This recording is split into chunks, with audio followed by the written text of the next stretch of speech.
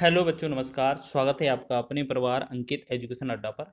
आज हम बात करने वाले हैं आपके RRB NTPC, RRB group D और आरपीएफ के लिए बहुत ही महत्वपूर्ण क्वेश्चन लेकर आए हैं। और आप जो आपका टॉपिक है वो आपका एवरेज से रिलेटेड है, औसत से रिलेटेड है। यहाँ से एग्जाम में क्वेश्चन बनता है और आपके रेलवे के ग्रुप डी के एग्जाम में तो बनता ही बनता है। एनटीपीसी और ग्रुप डी के प्रीवियस ईयर एग्जाम के क्वेश्चन लेकर आए हैं, तो जल्दी से देखें इसे बनाएंगे कैसे। तो यहाँ पर पहले क्वेश्चन की बात करेंगे। यहाँ लिखा है 18 कटहलों का माध्य भार जो है वो 7.2 kg है। यदि समान भार के 2 kg दो और कटहल उनमें शामिल कर लिए जाएं तो माध्य भार 20 ग्राम कम हो जाता है। तो बाद में शामिल किए गए प्रत्येक कटहल का भार ज्ञात कीजिए। यानी कि हमने जो दो कटहल बाद में शामिल किए हैं वो दोनों का जो वेट है वो समान है। ठीक है। तो पहले बात करेंगे 18 कटहलों का टोटल ज्ञात करेंगे। तो हम टोटल पहले 18 का करेंगे, तो ये 18 गुणे में आपका 7.2 हो जाएगा कि नहीं? बिल्कुल हो जाएगा 7.2। अगर इन दोनों का गुणा करेंगे तो ये हो जाएगा आपका 129.6 kg। ठीक है। फिर बोला गया है दो कटहल इनमें शामिल कर लिए जाएं। तो पहले 18 थे, अब जो होंगे टोटल जो होंगे, पहले 18 थे अब 20 हो जाएंगे कटहल।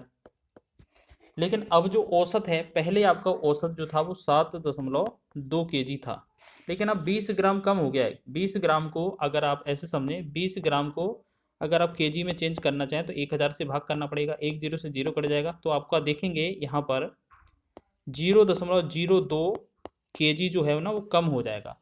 तो आप ऐसे समझें कि यहाँ पर 0.02 kg आपको कम कर दिया गया है। तो इसे लिखेंगे 7.18। 7.18 जो है, अब जो है पहले आपका 7.2 था, अब 7.18 होगा। दो का मतलब 20 मतलब 20 होगा। अब जो है 7.8। ठीक है। अगर आप इनका गुणा करते हैं, अगर इनका गुणा करते हैं तो ये आपका जो बनता है, ये बनता है आपका 143। ये आपका कितना बनता है? 143.6। ठीक है। अब आपको ये बताना है, ये तो आपका 20 का है, ये 18 का है। अगर इसमें से घटा देंगे तो आपके पास जो दो कटहल है ना, दो कटहल का योग आ जाएगा आपके पास। तो 143 में से अगर 129.6 घटा दें, 143.6 में से 129.6 घटा देंगे तो ये दशमलव दशमलव हट जाएगा। 3 में 13 में से 9 गया 4, और यहाँ 4 में से 3 मतलब 1, ये बनेगा 14। दो कटहल का मूल 14 है। बोला गया है प्रत्येक कटहल का मूल बताना है। तो दो का 14 है तो एक का कितना होगा? 7। तो एक कटहल का जो मूल है वो आपका 7 आने वाला है। तो 7 इसका राइट आंसर हो जाएगा। ठीक है। तो ये आपका डी विकल्प में दिया हुआ है। ये ग्रुप डी के एग्जाम में बना था क्वेश्चन। तो अगर आप इस तरीके से क्वेश्चन बनाएंगे तो बहुत ही कम समय में आपका आंसर भी आने वाला है, और अच्छा क्वेश्चन था। और ये नेक्स्ट क्वेश्चन की बात करेंगे तो लिखा है कोई परिवार वर्ष के पहले 5 महीने में किराने के सामान पर 4600 रुपये, 5600 रुपये, 4800 रुपये, 3800 रुपये और 6000 रुपये खर्च करता है। किराने के सामान पर परिवार के 6 महीने की औसत खर्च की बात की जाए तो ये 4500 रुपये है। 4500 रुपये करने के लिए परिवार को छठे महीने में कितना खर्च करना होगा? आप ऐसे समझ लें कि आपका जो 5 महीने का टोटल है, अगर हम 5 महीने का अगर टोटल निकालें तो हम 4600, 5600, 4800, 3800 और 6000 सबको जोड़ देंगे। ठीक है। अगर इन सभी को जोड़ेंगे, अगर हमसे बात की जाए जोड़ने की, तो इन सब का जो टोटल आ रहा होगा वो 24,800 आ रहा होगा। ठीक है। लेकिन आपसे बोला गया है 6 महीने के लिए औसत खर्च जो है 4500 रुपये है। अगर आपसे बोला जाए कि 6 महीने का अगर आप टोटल निकालें तो आप 4500 गुणे में 6 करते तो ये आपका कितना आने वाला था? ये आपका 27,000 आने वाला था। ठीक है। ये आपका 27,000 आ जाएगा। ठीक है। अगर आप बात करें, ये आपका 6 का टोटल है, ये आपका 5 का टोटल है, तो एक का जो टोटल बचने वाला है एक महीने का, जो छठवां महीना है, वो कैसे आएगा? 27,000 में से ये 24,800 घटा देंगे। यानी कि 27,000 में से अगर आप ये 24,800 अगर घटा देंगे तो आपका जो है यहाँ पर कितना बचने वाला है? तो ये बचेगा 2200 रुपये। तो जी हाँ, यही हमारा 2200 जो होगा इस क्वेश्चन का आंसर हो जाएगा। डी विकल्प में दिया हुआ है। तो इस तरीके से कर सकते हैं आप। पाँचों का टोटल अलग करेंगे, 6 का टोटल कर लेंगे, तो छठवें वाले में से 5वें का टोटल घटा देंगे तो पहले वाले का जो छठवां महीना होगा उसका निकल आएगा। समझ रहे हैं? चलिए आगे बढ़ें, नेक्स्ट क्वेश्चन की ओर देखते हैं। 6 व्यक्तियों के एक समूह से 72 केजी वजन वाले एक व्यक्ति को एक अन्य व्यक्ति द्वारा प्रतिस्थापित करने पर समूह के औसत वजन में 2 केजी की वृद्धि हो जाती है। समूह में शामिल हुए नए व्यक्ति का वजन कितना होगा?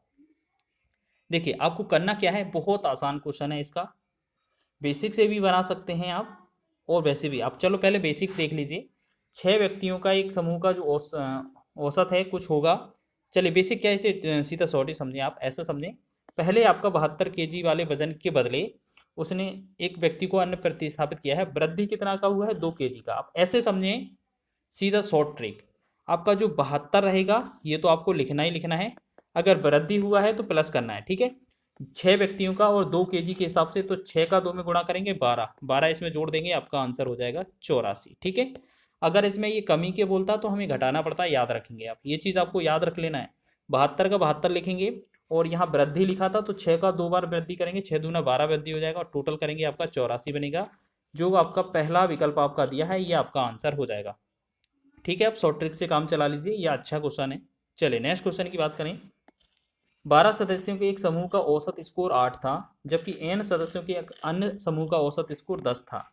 यदि संयुक्त औसत जो है वो 9.2 था तो n का मान कितना है? आप ऐसे समझें, हमारे पास टोटल है जो 12 सदस्यों का, तो 12 का 8 में गुणा करते हैं तो आप कितना होता? 12 गुणे में 8, ये हो जाता आपका 96।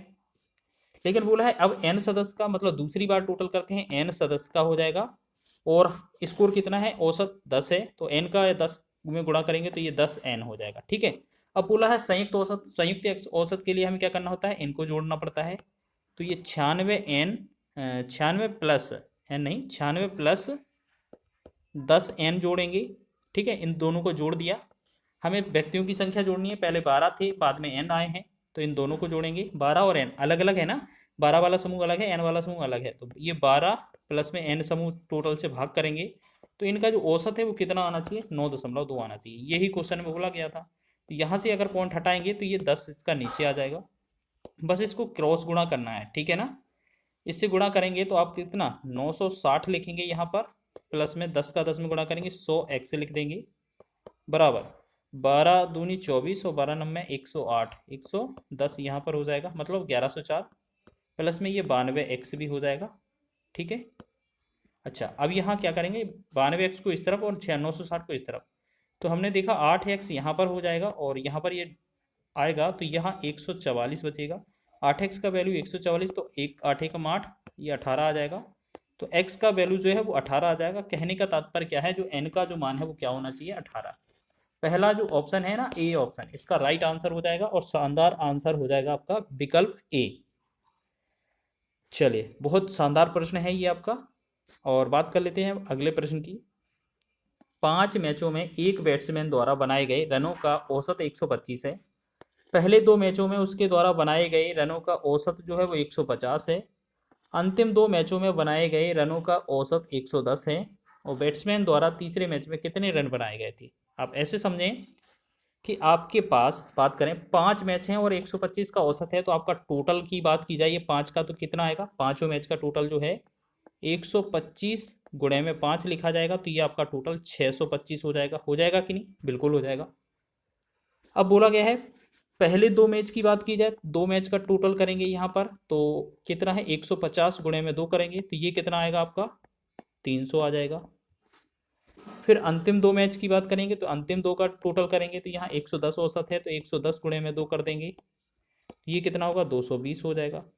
अगर हम बात करें इनकी इन 4 मैचों की, इन 4 मैचों का अगर टोटल किया जाए तो यहाँ पर 4 मैचों का टोटल करेंगे तो 300 और 200 कितना? 500 और 20 कितना? 520, ये 520 हो जाएगा। अब आप बताइए 5 का टोटल आपका 625 है और 4 का टोटल आपके पास 520 है, तो जो सिंगल जो वैल्यू होगा, एक बैट्समैन जो तीसरा मैच खेला होगा, मतलब तीसरे मैच में कितने रन बनाए होंगे? तो आपको 625 में से 520 घटा देना है, तो आप घटाएंगे कितना होगा? तो ये बनेगा आपका 5, 0 और 1, 105 जो होगा इस क्वेश्चन का आंसर बन जाएगा, जो कि आपका सी विकल्प में दिया हुआ है। तो बहुत ही अच्छा क्वेश्चन था, एग्जाम में बनेगा तो बना सकेंगे आप, और ये ग्रुप डी में पूछा हुआ क्वेश्चन है 2018 का। देखिए क्वेश्चन काफ़ी अच्छे लेवल के हैं और पूछे भी गए थे, आपको सभी का प्रैक्टिस कर लेना है और एग्जाम में जाना है, ठीक है। वीडियो अच्छा लगा है तो वीडियो को लाइक करें, शेयर करें, चैनल पर नए हैं तो चैनल को सब्सक्राइब कर लें। साथ ही साथ अपना कोई क्वेरी हो या कोई सा टॉपिक हो तो आप अपना टॉपिक का नाम कमेंट बॉक्स में लिखिएगा, तो उसका हम रिवीजन करवाएंगे। ठीक, कोई सा भी टॉपिक हो, आपका मैथ का रिवीजन हो, जो भी आपका रिवीजन करना हो या वीक हो, आप वो कमेंट सेक्शन में आप नाम बताइए चैप्टर का, आपका चैप्टर का प्रैक्टिस करा दिया जाएगा। ठीक है, चले मिलते हैं नेक्स्ट वीडियो में।